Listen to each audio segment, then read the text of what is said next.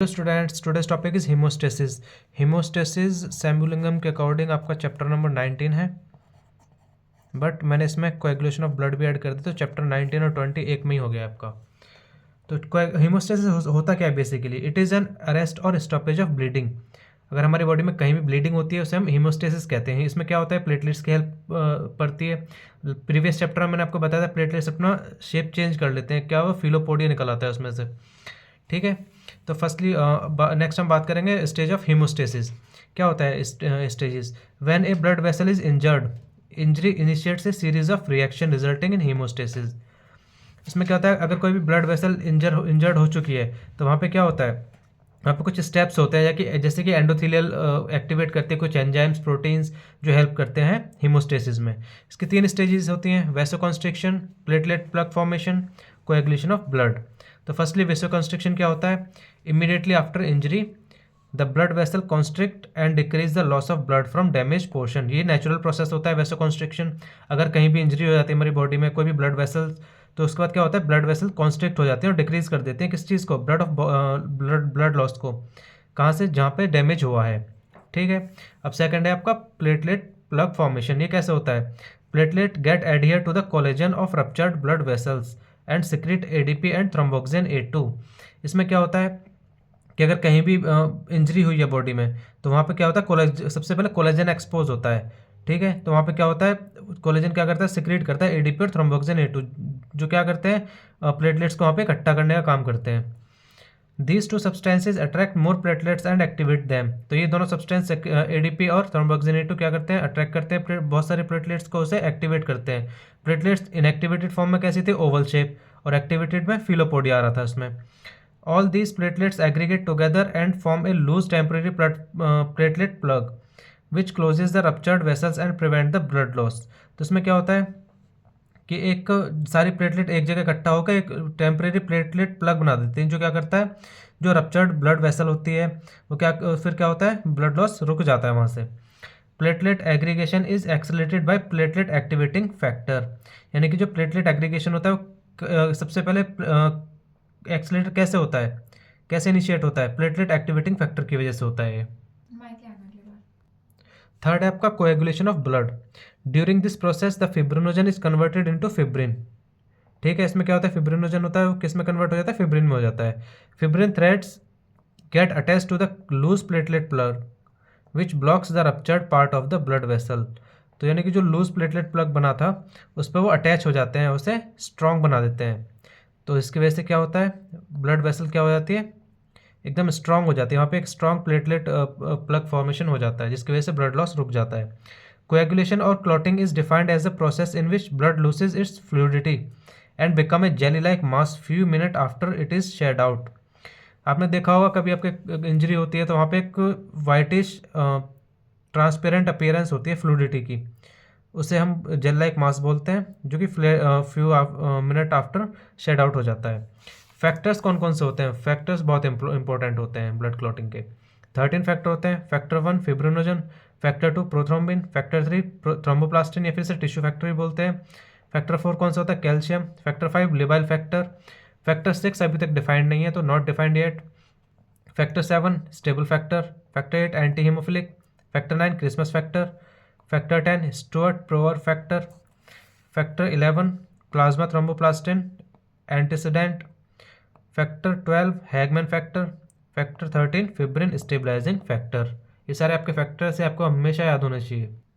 अब बात करते हैं स्टेजेस की। Stages of blood clotting, 3 stages होती हैं। Firstly formation of prothrombin activator, conversion of prothrombin into thrombin, conversion of fibrinogen into fibrin. तो ये 3 पार्ट में ब्लड क्लॉटिंग होती है। ये आपको डायग्राम के थ्रू दिखाई दे रहा होगा। स्टेज 1 2 पार्ट्स में होता है, intrinsic pathway and extrinsic pathway. तो इसमें क्या होता है, इंट्रिंसिक पाथवे में जो एंडोथेलियल इंजरी होती है, एंडोथेलियल डैमेज हुआ, फिर कोलेजन का एक्सपोजर होता है। ठीक है, तो इसमें क्या हुआ, इसमें एंडोथेलियल डैमेज क्या करता है, फैक्टर 12 को एक्टिवेट करता है। ए का मतलब एक्टिवेटर होता है, 12A एक्टिवेटर, किसकी प्रेजेंस में, कैलिक्रिन एंड हाई मॉलिकुलर वेट काइनोजन के फॉर्म में प्रेजेंस में। तो 12A क्या करेगा, फैक्टर 11 को एक्टिवेट करेगा। 11A क्या करेगा, 9 को एक्टिवेट करेगा। 9 क्या करेगा, फैक्टर 10 को एक्टिवेट करेगा, किसकी प्रेजेंस में? फैक्टर 8 और कैल्शियम आयन की प्रेजेंस में, ठीक है।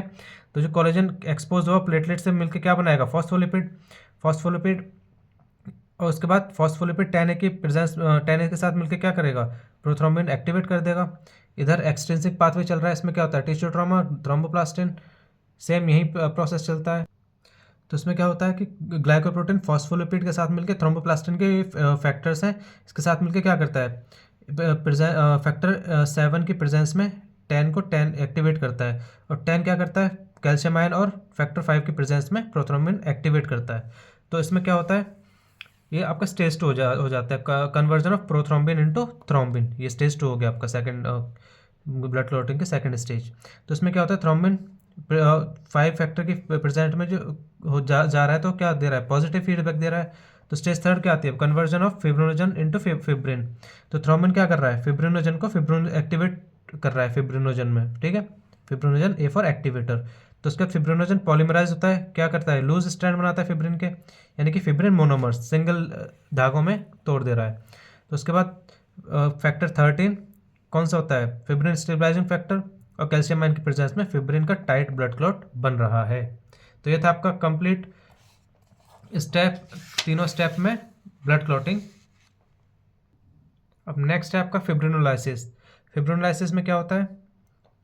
लाइसिस का मतलब होता है टूटना, किस चीज़ का? फिब्रिन का। जब क्लॉट बन जाता है उसके बाद फिब्रिन जो होता है वो टूट जाता है, यानी क्लॉट हट जाता है बॉडी पे से। क्या होता है फिर? डैमेज टिश्यू होता है, एंडोथेलियम हो गया। इधर लाइसोजाइमल एंजाइम्स होते हैं, और इधर थ्रोम्बोमोड्यूलिन थ्रोम्बिन के साथ मिलकर क्या करता है? थ्रोम्बोमोड्यूलिन थ्रोम्बिन कॉम्प्लेक्स बनाता है। तो ये क्या करता है? ये प्रोटीन सी को एक्टिवेट करता है, प्रोटीन सी को एक्टिवेट करता है। उसके बाद प्रोटीन सी क्या करता है? Inactivation of tissue plasminogen activator को, इनिबिटर को के साथ मिलके, और इनएक्टिवेशन ऑफ 5 एंड 8 के साथ मिलके एक्टिवेट करता है टीपीए को। टीपीए क्या करता है? प्लाज्मिनोजन को प्लाज्मिन में कन्वर्ट करता है, किसके प्रेजेंस में? थ्रोम्बिन, यू और पीए और लाइसोसोमल एंजाइम की वजह से। यूपीए की फुल फॉर्म क्या है? यूरोकाइनेज प्लाज्मिनोजन एक्टिवेटर, ठीक है। तो प्लाज्मिनोजन प्लाज्मिन में कन्वर्ट हो गया, प्लाज्मिनोजन प्लाज्मिन में कन्वर्ट हो गया, और उसके बाद क्या होता है? लाइसिस होता है क्लॉट का, यानी कि फिब्रिन बन जाता है फिर से। अब आपका आता है test for blood clotting. Blood clotting के लिए कौन कौन से टेस्ट होते हैं? Bleeding time, clotting time, prothrombin time, partial prothrombin time, international normalised ratio से हम INR भी कहते हैं, थ्रोम्बिन टाइम, TT। तो फर्स्टली हम पढ़ेंगे bleeding time. It is the time interval from oozing of blood after a cut और injury till arrest of the bleeding. तो यानी कि एक इंटरवल होता है ब्लीडिंग टाइम, किस चीज़ में? कि ब्लड को बाहर निकलने में, यानी कि कट होने के बाद ब्लड कितनी देर में बाहर निकला, उसके बाद कितनी देर में क्लॉटिंग हुई।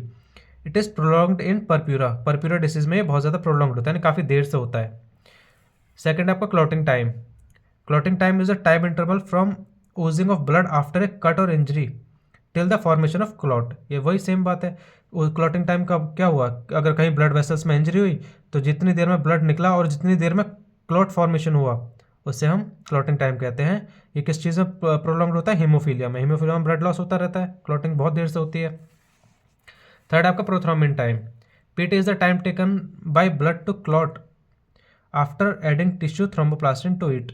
यानी कि प्रोथ्रोम्बिन टाइम क्या होता है?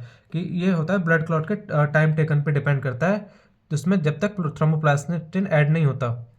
Prothrombin is not converted into thrombin, thus the blood clotting is prevented. यानी कि जब तक थ्रोम्बिन में कन्वर्ट नहीं होगा तब तक ब्लड क्लॉटिंग नहीं होगी।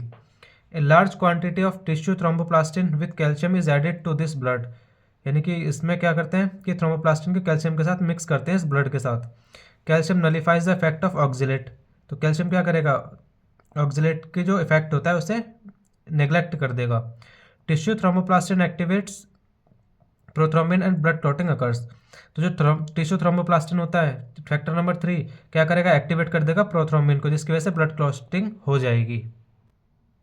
Normal duration of prothrombin time is 10 to 12 seconds. Normal timing हो गई। It is prolonged in deficiency of prothrombin. जहाँ प्रोथ्रोम्बिन की डेफिशिएंसी होगी वहाँ प्रोलॉन्ग्ड होगा। And other factors like factor 1, 5, 7 and 10, यहाँ पे ये प्रोलॉन्ग्ड होता है। However it is normal in haemophilia. Haemophilia में ये नॉर्मल होता है प्रोथ्रोम्बिन टाइम। नेक्स्ट आता है आपका पार्शियल प्रोथ्रोम्बिन टाइम और activated prothrombin time. PPT is the time taken for the blood to clot after adding an activator such as phospholipid along with the calcium to it. यानी कि PPT क्या होता है, time taken होता है blood clot के जिसमें phospholipid उसे एक्टिवेट कर रहा होता है कैल्शियम के साथ मिलकर. It is also called activated partial prothrombin time, APTT भी बोलते हैं इसे हम. This test is useful for in monitoring the patients taking anticoagulants. तो यानी कि जो एंटीकोगुलेंट्स जो पेशेंट्स एंटीकोगुलेंट्स लेते हैं उनके लिए काफ़ी यूजफुल होती है ये technique. Normal duration is 30 to 45 seconds. It is prolonged in heparin और वारफेरिन थेरेपी. यानी कि प्रोलॉन्ग्ड होता है हिपेरिन वारफेरिन थेरेपी क्योंकि हिपेरिन और वारफेरिन ऑब्वियसली एंटीकोगुलेंट्स होते हैं. एंड डेफिशिएंसी और इनहिबिटर्स ऑफ फैक्टर 2, 8, 9, 10, 11 एंड 12 इन सब में प्रोलॉन्ग्ड होता है.